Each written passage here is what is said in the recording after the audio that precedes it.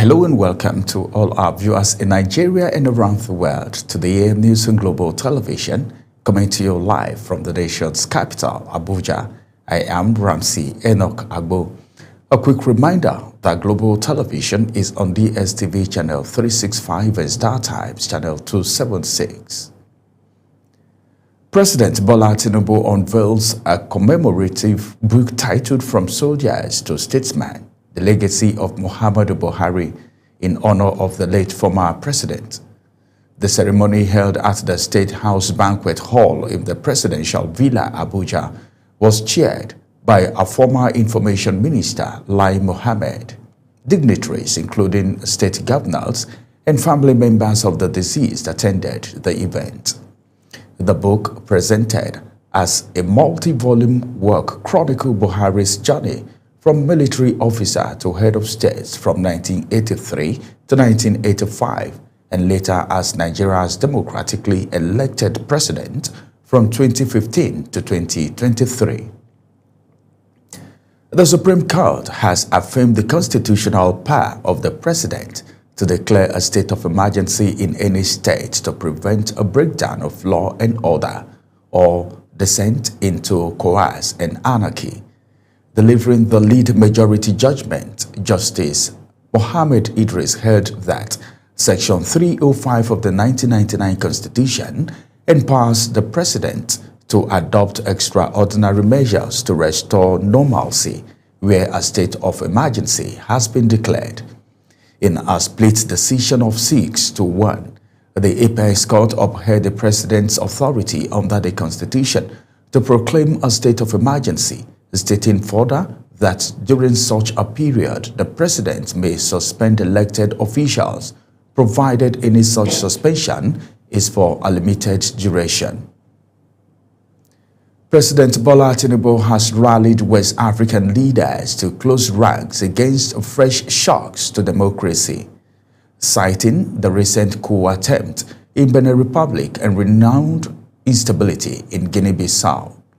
Represented by Vice President Kashim Shettima, the President made the call in his opening address at the 68th Ordinary Section of the ECOWAS Heads of States and Government at the State House, Abuja.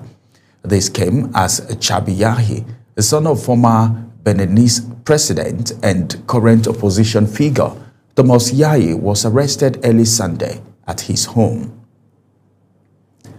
President Bola Tinubu has mourned the death of Bayelsa State Deputy Governor Lawrence Iwujapo, who died on Thursday after collapsing in his office. Tinubu also sympathized with the government and the people of the state. His condolence message was contained in a statement by his special advisor on information and strategy, Bayo Onanuga. The president extended heartfelt condolences to the governor of the state, Duro Diri, and the wife of the deputy governor, Barrister Beatrice Iwujapo, his children, and the friends and associates who worked closely with the diligent public servant. The National Youth Service Corps has announced that its registration portal for the 2025 Batch C remobilization exercise will open from December 16th to December 23, 2025. The scheme made this known in a notice issued by NYSC management across its social media handles, stating that the exercise is specifically for Corps members who absconded during their service year. The scheme urged eligible applicants to take note of the timeline and comply strictly with the guidelines. According to scheme, affected Corps members who receive monthly allowances during their initial service period are required to refund the money through official NYSC dashboard. Chief of Army Staff Lieutenant General Waidi Shaibu says President Bola Tinubu has approved the establishment of a Nigerian military depot in Abakaliki, Ebonyi State, after the one at Oshogbo in Osun State. General Shaibu said the establishment will boost the statistics of combat recruits for deployment and will come on stream soon. He added that when the Army depot is ready, it will complement the strategic plan of a surge in the number of well-trained troops available for deployment to all parts of the country. Senator representing Borno South, Ali Ndume, has faulted the composition of President Bola Tinubu's ambassadorial nominees, describing the list as lopsided and in breach of the federal character principle. Ndume, who expressed his reservation at a press conference in Abuja, said the Senate would formally convey its observations to the president. The Borno federal lawmaker also explained why he ultimately joined his colleagues on the Senate Committee on Foreign Affairs to screen the nominees, despite earlier urging President Tinubu to withdraw the list over concern of imbalance. The Independent National Electoral Commission, INEC, has commenced online accreditation for journalists and media organizations that intend to cover 2026 Federal Capital Territory Area Council election scheduled for Saturday, February 21, 2026. A notice released by the Commission noted that the accreditation exercise is open to interested media organizations seeking to deploy journalists for election coverage. INEC stated that applications must be submitted through its official media accreditation portal. Meanwhile, the Independent National Electoral Commission in Osun State says it's not aware of another primary by the Accord Party in the state. A faction of Accord Party in Osun had reportedly held a primary election which produced Bamigbola Clement as its candidate in the August 8, 2026 governorship poll. The fresh primary comes days after an earlier one last Wednesday, which produced Governor Ademola Adeleke as Accord Party's governorship candidate for next year's election. Still on politics, the internal crisis rocking the Labour Party has taken a new turn as the Deputy National Youth Leader of the party, Dr. Barry Johnson, has accused the party's 2023 presidential candidate, Peter Obi, and Abia State Governor Alex Oti of allegedly sponsoring actions capable of deepening division within the party. Dr. Johnson made the allegation while appearing on our flagship program, Big Talk. Political correspondent Ubom Usoro reports. The Labour Party continues to grapple with internal disagreements as fresh allegations emerge from within the leadership amid the ongoing tussle involving Senator Nana-D Usman and the party's national chairman, Julius Abure. Appearing on Big Talk, the Deputy National Youth Leader, Dr. Barry Johnson, alleged that the party's former presidential candidate, Peter Obi, alongside Abia State Governor Alex Oti, are backing activities that will further deepen divisions within the party. According to him, the alleged interference has created leadership confusion and slowed the party's efforts at consolidation ahead of future elections. Just like how Nigerians came up to support Peter Obi without checking who he was. Oh, you didn't check who Peter Obi was? What time did we have to check who Peter Obi is? Now we know who he is. So who is Peter Obi? I will not be able to tell you who he is now until all the political parties present. Dr. Johnson further stated that despite the ongoing crisis, the Labour Party remains attractive to political actors, noting that several prominent politicians are already defecting to the party in anticipation of securing tickets for upcoming elections. He maintained that the party's youth leadership remains committed to restoring unity, strengthening internal democracy, and repositioning the party for future electoral success. If Aburi and the secretary, Umar Farouk, are weaklings, by now they could have been thrown out of the Labour Party. Do you know what it means to fight dirty politics with a serving governor? Do you know who a governor is in Nigeria? He has access to billions that can be thrown to the air to get you dealt with. But we dealt with them even in the courts. And we have shown them that building an institution is better than building an individual. Political observers say the unfolding developments could significantly shape the party's fortune as the 2027 general elections draw closer. Ubong Usoro for Global Television News. Borno State Governor has postponed the presentation of its 2026 budget, earlier scheduled for Monday, December 15, before the State House of Assembly. The postponement was announced in a statement issued by the Commissioner for Information and Internal Security, Professor Usman Tar. The government said a new date for the presentation of the 2026 appropriation bill would be communicated at a later time. You're watching the live broadcast of the AM News on Global Television. The news returns after this break. Stay with us.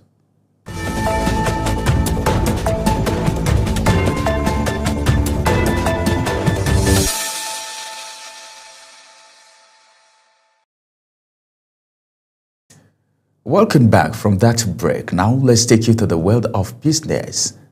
The latest Consumer Price Index report released by the National Bureau of Statistics indicates that Nigeria's headline inflation rate eased further in November 2025 as consumer price pressures moderated under the new base year. National Bureau of Statistics said the Consumer Price Index rose to 130.5 points in November 2025 from 128.9 points in October, reflecting a 1.6 points increase month on month. But the headline inflation rate declined to 14.45% year on year, compared with 16.05% recorded in October 2025. On month basis, headline inflation stood at 1.22% in November, higher than the 0.93% recorded in October, indicating that average price still increased at a faster pace during the month despite the moderation in annual inflation. The federal government has commenced a phased development of grazing reserve across the country, beginning with 3 pilot locations in Gombe, Plateau, and the Federal Capital Territory as part of a broader interministerial effort involving state government and the private sector.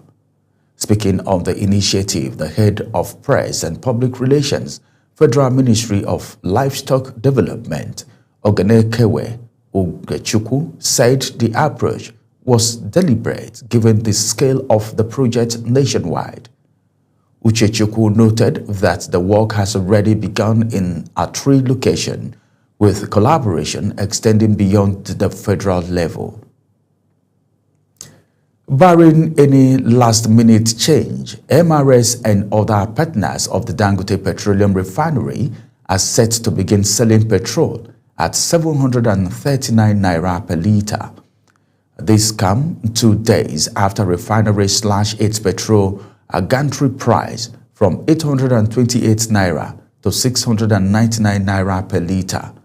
Speaking at a press conference at Lekki Refinery, the president of the Dangote Group, Aliko Dangote, said this was aware despite lower gantry prices. Some filling stations often choose to keep pump price high, thereby sabotaging his efforts. France has urged the European Union to postpone a vote on a trade deal with the South American bloc, Mercosur, saying conditions are not yet in place for an agreement. In a statement from Prime Minister Sebastian Lecornu's office, Paris said that European Union member states cannot vote on the trade agreement in the current state. European Commission President Ursula von der Leyen is due to visit Brazil to finalize the landmark trade pact, which the 27-member union has been negotiating with the Mercosur trade bloc for more than 20 years. And on the foreign scene, United States Congressman Riley Moore says his country and Nigeria are nearing a significant milestone in the fight against terrorism in Nigeria, with an agreement on a strategic security framework being finalized. In a post on X, Moore said the proposed framework would focus on combating extremist groups operating in the northeast and middle belt region of the country and ending the genocide against Christians. His comment followed a fact-finding mission to Nigeria, where he witnessed firsthand the devastating impact of violent extremism on the civilian population in Benue and Plateau states. Outgoing United Nations Refugees Chief Filippo Grandi says this year has been a perfect storm of successive crises for the world's forcibly displaced people, who were estimated to number 117.3 million people in mid-2025. The UN chief stated that the measure have inflicted unnecessary pain on refugees who are being verified while their suffering is exploited by traffickers and politicians. Uyi Agbomofuegbe has details.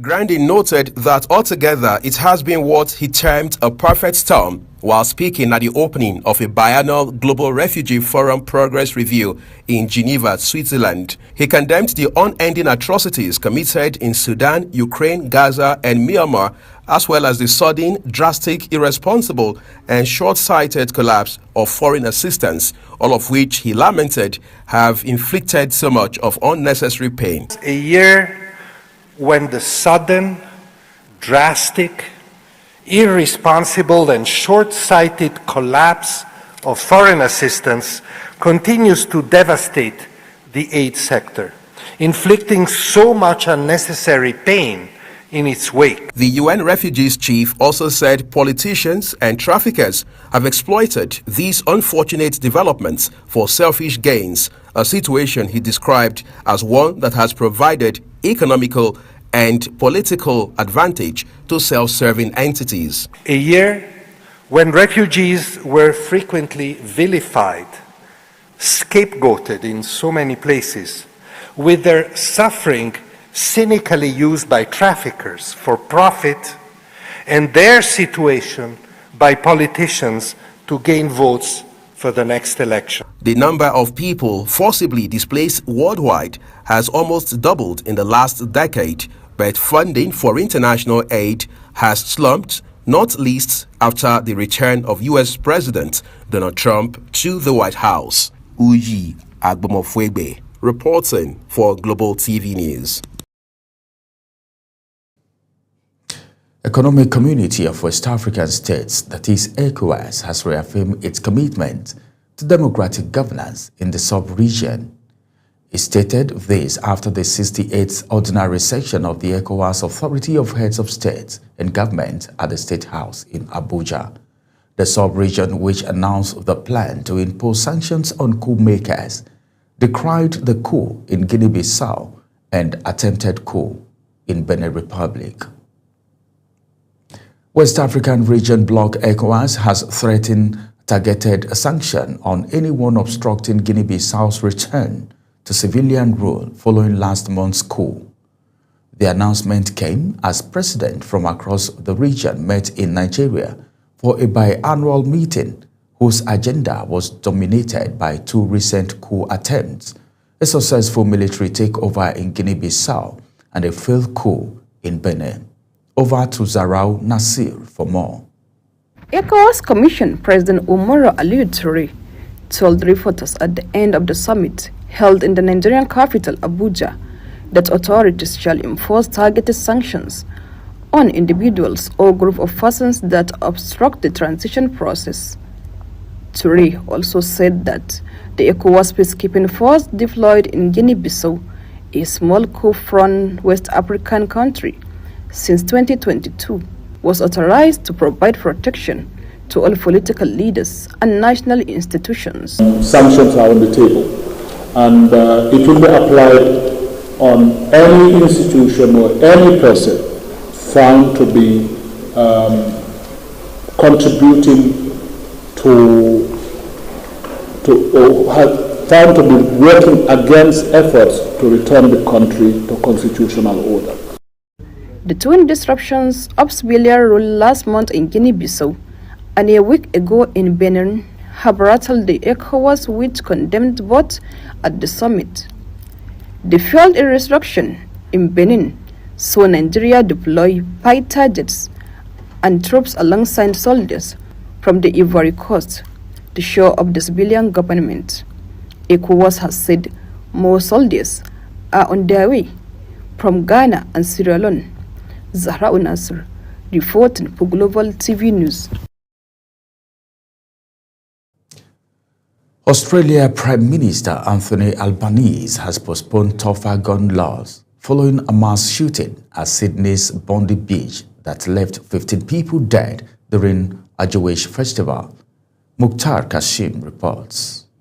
The attack occurred on Sunday evening as the crowd gathered to mark the start of Hanukkah, when two suspected gunmen, a father and a son, opened fire on the packed beach. Police confirmed the 50-year-old father was legally licensed to own 6 firearms, all of which are believed to have been used in the shootings. Prime Minister Albanese says the incident highlights the need for stricter gun control measures, including limiting the number of firearms an individual can own, and says the proposal will be presented to a national cabinet meeting with state premiers. And I want to conclude finally by saying that the government is prepared to take whatever action is necessary. Included in that is the need for tougher gun laws. And this afternoon at 4 o'clock I will put on the agenda of the National Cabinet.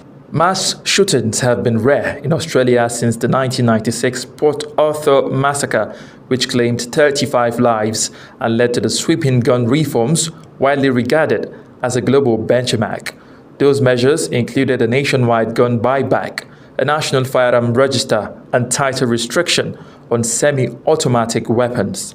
Albanese says the Bondi tragedy has reignited debate on whether Australia's gun laws now need to be strengthened further. Mukhtar Kasim, reporting for Global Television News. Now to the world of sport. The Confederation of African Football, CAF, has launched the ultimate guide to a Total Energy CAF African Cup of Nations Morocco 2025, giving fans and stakeholders an in-depth look ahead of the continent's biggest football celebration.